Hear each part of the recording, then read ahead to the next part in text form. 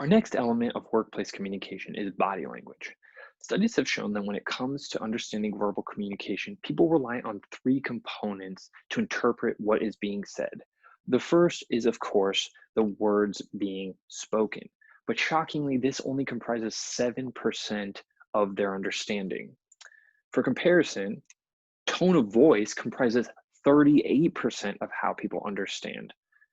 But the biggest factor at 55% is body language. It's incredibly important to our understanding of verbal communication. And that brings us to our second activity for this module, which is to demonstrate to students how we make inferences about people based on body language. So for this activity, I have several students come to the front of the class, can be two or more, and these students receive a scenario and they have to act out that scenario to the other students without making any noise or speaking. So some example scenarios. Um, Student one might receive, your house was just robbed and everything inside was taken. Student two would get, you just won a gold medal at the Olympics. And so their job is to just use uh, bodies to express how they're feeling. The rest of the class, their role is to guess the emotions that each student is experiencing, and then guess maybe the potential scenario that they were given. Why are they feeling the way that they're feeling? What might be some reasons? And again, the idea here is that students are understanding that, wow, I can actually learn a lot about a person just based on how they use their body. But how does this apply to the work environment? So here we have four photos of four different people. So I present these photos to the students and I ask, who would you hire from these pictures and why? So hopefully, after spending a few minutes assessing them, they all choose the gentleman on the far right. He looks professional, he looks competent, he looks intelligent, and he looks pleasant to be around. Moving from right to left, we have this woman with the phone. She looks like she is distracted. Um, she might always be on her phone. She looks like she might not be able to focus on work because maybe there's some drama going on. The next man over with the watch leaning on the desk, he also looks distracted. He looks like he's dealing with some problem. He also doesn't look very approachable. You wouldn't want to have him dealing with a customer, for example. Um, and then the final woman on the far left, she looks okay. There's nothing particularly notable, positive or negative about her appearance. And she could be a great coworker or employee, but she just doesn't quite have that same professionalism and smile and confidence that the guy on the right is demonstrating in his photo. So hopefully, again, the students picked the man on the far right. And the purpose of this exercise is to make students aware of how body language can affect other people's impressions of them, especially when it comes to an employment setting. This could be as part of an interview, or maybe when you're meeting a coworker or a client.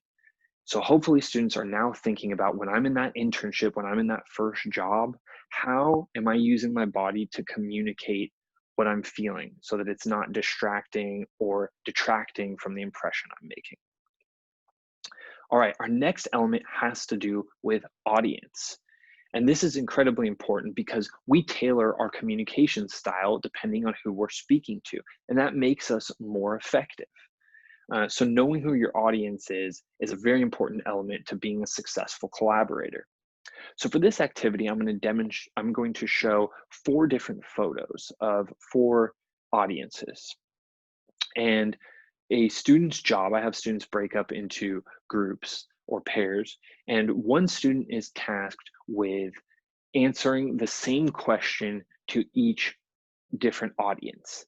And the other students in the group or pair, their job is to comment on how the students change their tone, change the words they used, or just change the subject of what they said. So for this activity, the question is just answering, what did you do this weekend?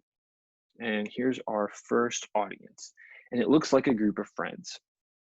So maybe I would say, we went to the park, we had some drinks, I watched that show insecure with my wife. Oh my gosh, it's so funny. You guys need to check it out. Very straightforward. Here's our next audience.